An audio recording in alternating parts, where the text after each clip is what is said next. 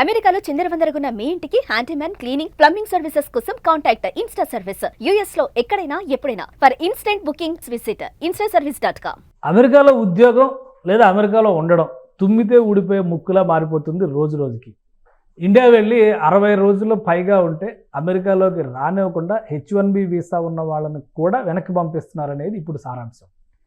అమెరికాలో Donald Trump ప్రభుత్వం ఏర్పడిన తర్వాత ఇమిగ్రేషన్ నిబంధనల్ని కఠినతరం చేసింది. అలానే H1B రూల్స్ పైన కూడా అమెరికా ప్రభుత్వం ఫోకస్ పెట్టింది. ఇప్పుడు తాజాగా H1B ఉన్నప్పటికీ కూడా అమెరికాకి దూరంగా ఉంటే కనుక వీసా క్యాన్సిల్ అయ్యే ప్రమాదం ఉంది అనే సమాచారం మన వాళ్ళ గుండెల్లో గుబులు రేపుతోంది. అసలు ఏం జరుగుతుంది, ఈ నిబంధనలు నిజంగా ఉన్నాయా, దీనికి సంబంధించిన అనుభవాలు ఏంటి ఒకసారి తెలుసుకునేటువంటి ప్రయత్నం చేద్దాం. మనం యుఎస్ నుంచి మనతో లైవ్లో జాయిన్ అయ్యారు భూమిరెడ్డి సాయి శ్రీనివాస్. అలానే సాయి శ్రీనివాస్ గారు అక్కడ రీసెర్చ్ స్కాలర్గా చేస్తున్నారు. సాయి శ్రీనివాస్ గారు నమస్తే. నమస్తే సార్. ఏంటి రోజుకు ఒక కొత్త విషయం వస్తుంది. 60 రోజులు అమెరికాకి బయట ఉండి H1B వీసా ఉన్నా కానీ అమెరికాకి దూరంగా ఉండి ఇండియాలో కావచ్చు ఇంకెక్కడైనా కావచ్చు వాళ్ళు ఉంటే కనుక వీసా క్యాన్సిల్ అయిపోద్ది. నిజమేనా? ఇట్లాంటి రూల్ ఏదైనా ఉందా? సార్ యూజువల్లీ ఎక్కడే కానీ సార్ నేను గత 2-3 రోజుల నుండి ఆ ఇన్సిడెంట్ జరిగిన తర్వాత నుండి నేను విపరీతమైన రీసెర్చ్ చేయడం జరిగింది. అంటే అది అసలు 60 రోజులు ఎక్కడన్నా యూనివర్సల్ రూల్ ఉందా, ఎక్కడన్నా దీని కండిషన్స్ ఏంటి, ఒకవేళ దీని గురించి మనం ఏమేం చేయొచ్చు అని ఎక్కడే గానీ. సో గత 2 రోజుల నుండి నాకు ఎక్కడే గానీ ఈ 60 రోజుల రూల్ కానీ ఈ 60 రోజుల నిబంధన కానీ ఎక్కడే గానీ కనపరాలేదు. సో ఇది ఎక్కడి నుండి పుట్టుకొస్తుంది అనేది కూడా నాకు అర్థం కాకుండా పరిస్థితిలో ఉన్నాం సార్ అందరం. సో అసలు నిజమేనా ఈ రూల్ ప్రకారం కొంతమంది వెనక్కి తీసి పంపించారు? హైదరాబాద్ నుంచి ఒకరిని, బెంగళూరు నుంచి ఇద్దరిని, ఇట్లా కొన్ని డేటా వస్తుంది. సోషల్ మీడియాలో అయితే ఈ పోస్టులే వైరల్ అవుతున్నాయి. సో నిజంగానే అటువంటి డిపోర్టేషన్స్ జరిగినాయా? వాళ్ళ వీసాలో రివోక్ చేయడాలు, క్యాన్సిల్ చేయడాలు, తిప్పి పంపించడాలు ఇట్లాంటివి ఏమైనా ఉన్నాయా? సార్ ఇదైతే 100% నిజమే సార్, వాస్తవమే. సో తప్పకుండా ముగ్గురిని అయితే రిటర్న్ పంపించడం జరిగింది అనేది అయితే క్లియర్ గా తెలుస్తుంది అబుదాబి ఎయిర్పోర్ట్ నుండి. సో ఇక్కడ మనం ఒకసారి ఆలోచించుకోవాల్సింది రూల్ ఏం చెప్తుంది అనేది దాని గురించి ఆలోచించుకోవాలి సార్. ఇప్పుడు వీళ్ళని తిరిగి పంపించిండే రూల్ ఏంటంటే sir 22 code of federal regulations 41.122 HE ప్రకారము వాళ్ళని రిటర్న్ పంపించడం జరిగింది. ఈ రూల్ ఏం చెప్తుందంటే సార్ పోర్ట్ ఆఫీసర్ సెక్షన్ 235 ప్రకారము వాళ్ళు సాటిస్ఫైడ్ లేకపోయినా, లేకపోతే వీళ్ళ అడ్మిషన్ ని అమెరికాలోకి రానికోకుండా వీళ్ళు అనుకోవడం ద్వారా వీళ్ళు స్వతహాగా అంటే ఏలియన్ అనే వాళ్ళు స్వతహాగా వాలంటరీగా డిపార్చర్ కావడం జరిగింది. 235 ఏం చెప్తాదంటే sir deny to the admission to the United States అని చెప్తుంది. అంటే వీళ్ళకి ఎంట్రీ లేకోకుండా వీళ్ళని డినై చేయడం. ఎందుకు డినై చేస్తారు అంటే మీ అందరికి తెలిసిండేదే, మామూలుగా ఎందుకు అమెరికాలోకి రానికోకుండా డినై చేస్తారంటే ఒక 5 కారణాలు ఉంటాయి సార్. ఫస్ట్ కారణం ఏంటంటే నేషనల్ సెక్యూరిటీ కానీ, హెల్త్ రిలేటెడ్ గ్రౌండ్స్ కానీ, లేకపోతే వీళ్ళు ఇక్కడికే వచ్చేసి పర్మనెంట్ గా అమెరికాలో ఉండిపోతారా అని, లేకపోతే ఫ్రాడ్ ఏదైనా చేసినా, మిస్రిప్రజెంటేషన్ చేసినా, ఈ 5-6 కండిషన్స్ లో తప్పకుండా ఎవరికైనా డినై చేస్తారు. కానీ 60 రోజుల నిబంధన అనేది ఎక్కడ లేదు. ఇది ఎక్కడి నుండి వస్తుందంటే సార్ 2001లో వాన్ అనే ఒక కేసు వాళ్ళు చెప్తారు సార్. ఎవరికి కానీ ఈ సిబిపి ఆఫీసర్ కి వీళ్లకు ఈ 5 కండిషన్స్ కాకపోయినా కానీ వీళ్ళకు బ్రాడ్ విచక్షణ రహితంగా వీళ్ళ అధికారాలు ఉంటాయి. ఈ 5 కండిషన్స్ కాకపోయినా కానీ మిగతా కండిషన్స్ ని వీళ్ళు స్వతహాగా తీసుకొని when they are facially and legitimate act అన్నప్పుడు వీళ్ళు ఏదైనా కానీ రూల్ తీసుకొని వాళ్ళ వీసా రివోక్ చేసే అధికారము సిబిపి ఆఫీసర్ కి ఇవ్వడం జరిగింది ఆ కేసు ద్వారా. దాని తర్వాతనే వీళ్ళన్ని సిబిపి ఆఫీసర్ ఏది చెప్పినా గానీ, వాళ్ళు ఏ విచక్షణ రహితంగా వాళ్ళు ఏదైనా అధికారాన్ని వాడి ఇట్లాంటివి చేసినా గానీ అది లీగలీ వ్యాలిడ్ అయిపోతుంది, ఫేషియలీ లెజిటిమేట్ అయిపోతుంది. ఇక్కడ వాళ్ళు ప్రూవ్ చేయాల్సిందేది ఒకటే సార్, ఎందుకు ఫేషియలీ లెజిటిమేట్ అనేది ఒకటే ప్రూవ్ చేయాలి. అంటే 60 రోజుల కన్నా ఇండియాలో ఉండడం వల్ల అమెరికాకు నష్టం కానీ లేకపోతే ఏంటి, ఎందుకు నష్టపడతారు అనే దాని గురించి ఒకటి వాళ్ళు ప్రూవ్ చేయాల్సిందేది వస్తుంది సార్. కేసు అయిన తర్వాత ఈ ముగ్గురు డిపోర్టేషన్ అయిన తర్వాత అక్కడ అమెరికా మీడియాలో కానీ లేదా మన తెలుగు కమ్యూనిటీ, తెలుగు సర్కిల్స్లో కానీ ఏదైనా డిస్కషన్ జరుగుతుందా? రీజన్స్ ఏంటి, ఎందుకు వెనక్కి పంపించారు? పైగా అబుదాబి దగ్గర నుంచే వెనక్కి పంపించిన నేపథ్యంలో అక్కడ లీగల్గా ఏమన్నా సపోర్ట్ దొరికే అవకాశం ఉందా వాళ్ళకి? సార్ సిబిపి అంటే ఈ పోర్ట్ ఆఫ్ ఎంట్రీలో జరిగేదానికి ఎక్కడే గానీ లీగల్ రైట్ కానీ లీగల్ హక్కులు కానీ ఎక్కడే గానీ మనం వాడడానికి అవకాశం ఉండదు సార్. అది ఫస్ట్ ఆఫ్ ఆల్ మనకు చాలా క్లియర్ గా తెలుసుకోవాల్సింది. మీ అందరికి ఒకటే చెప్తున్నాను సార్ ఈ సందర్భంగా, వీసా అనేది హక్కు కాదు sir, it's a privilege. So వాళ్ళు అమెరికా వాళ్ళు, సో మనకి ఇచ్చిన ప్రివిలేజ్ అట్లాంటిది. సో అందరు ఏమనుకుంటారు, మనకు వీసా ఉంటే మనం డైరెక్ట్ గా అమెరికాకి వెళ్ళిపోవచ్చు, కానీ ఎక్కడే కానీ అది లేదు. సిబిపి ఆఫీసర్ ని మీరు సాటిస్ఫై చేసిన తర్వాతే మీరు అమెరికాలోకి ఎంటర్ కావాలి. అమెరికాలో మీరు వచ్చిన పర్పస్ ని సాటిస్ఫై చేయగలరు. దాని తర్వాతే మీరు ఏదైనా చేయగలరు తప్ప మీకు వీసా వచ్చినంత మాత్రం మీరు అమెరికాకు వచ్చేసి మాకు అధికారాలు ఉన్నాయి, హక్కులు ఉన్నాయనే దానికైతే అసలు లేదు సార్. ఇక్కడ ఇంకొకటి ఏంటంటే, మీరు మంచి ఒక క్వశ్చన్ అడిగారు, అంటే ఏమన్నా మన కోర్టుకి వెళ్ళే అవకాశం ఉందా, ఏదైనా లీగల్ రైట్స్ ఉంటాయి అని.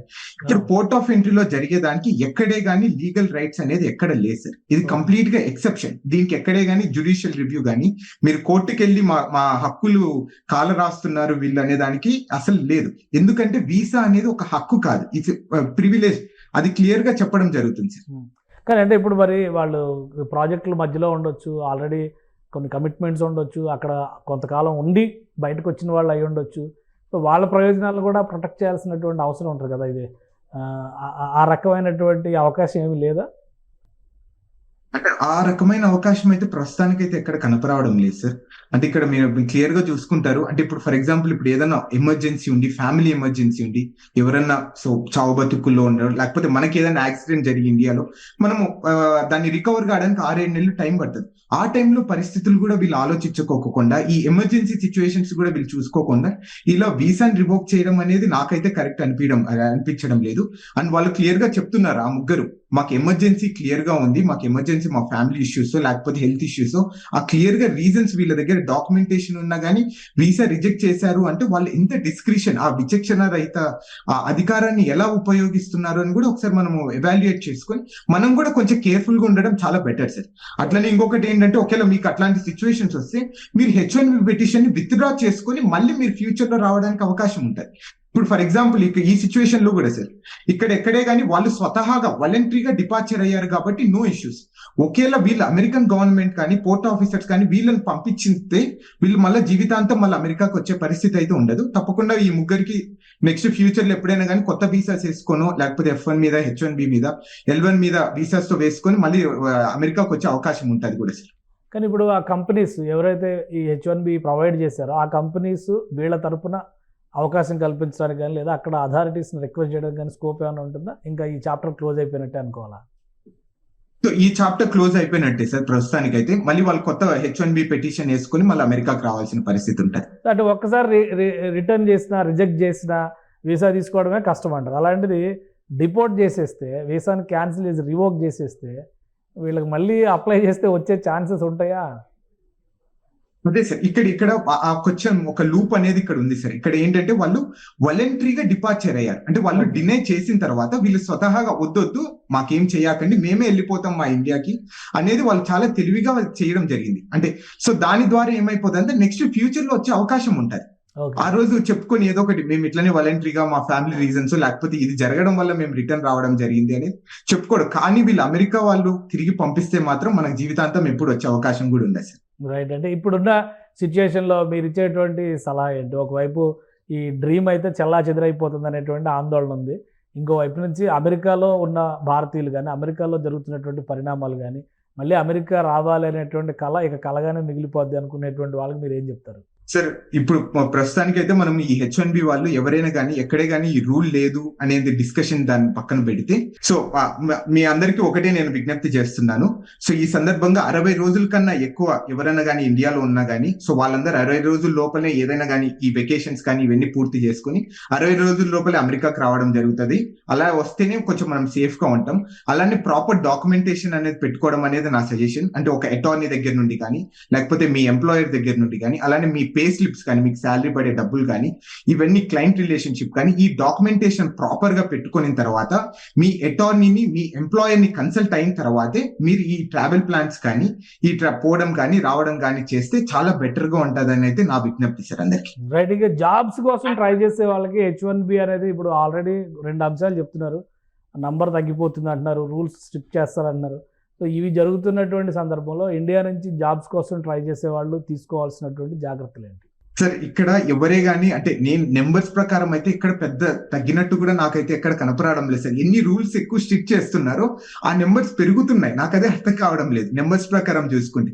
లాస్ట్ టైం కి ఈ టైం కి అంటే 1,00,000 H1B పిటిషన్స్ తగ్గిపోయాయి అంతే. సో ఇవన్నీ ఏంటి, 1,00,000 ఏంటంటే నాకు తెలిసిన వరకు కొంచెం దొంగగా వచ్చే వాళ్ళు, లేకపోతే సో వివిధ రకాలుగా ఏదైనా స్కామ్స్ చేసి రావాలనుకున్న వాళ్ళు కొంచెం తగ్గినట్టున్నారు తప్ప ఎక్కడే గానీ సో ఈ ఇంకా అమెరికన్ డ్రీమ్ అయితే నిలబడి అయితే ఇంకా ఆ ఆలోచనలో అయితే ఉన్నారైతే నేనైతే అనుకుంటున్నాను సార్. అంటే ఇప్పుడు వచ్చే వాళ్ళకు కూడా తప్పకుండా చాలా కేర్ఫుల్ గా సో మీరు ఏదైనా కానీ ప్రాపర్ ప్లానింగ్ తో ప్రాపర్ జాబ్ తోనే అమెరికాకు వస్తేనే మీకు అవకాశాలు ఉంటాయి. సో ఏదైనా కానీ ఒక ముందులాగా సో దొంగ సర్టిఫికేట్స్ పెట్టుకోను, లేకపోతే మీరు మొన్న చూసింటారు ఆల్మోస్ట్ సుమారు 5 మందిని మన హైదరాబాద్ లో అరెస్ట్ చేయడం జరిగింది దొంగ సర్టిఫికేట్ పెట్టుకున్నారని. అలాంటివి వచ్చే వాళ్ళకి మాత్రం అసలు అమెరికా అనేది కరెక్ట్ ప్లేస్ కాదు ఇప్పుడున్న పరిస్థితిలో. అలాంటివి అసలు చేయకండి అని అయితే నా suggestion sir. Right thank you Sai Srinivas గారు.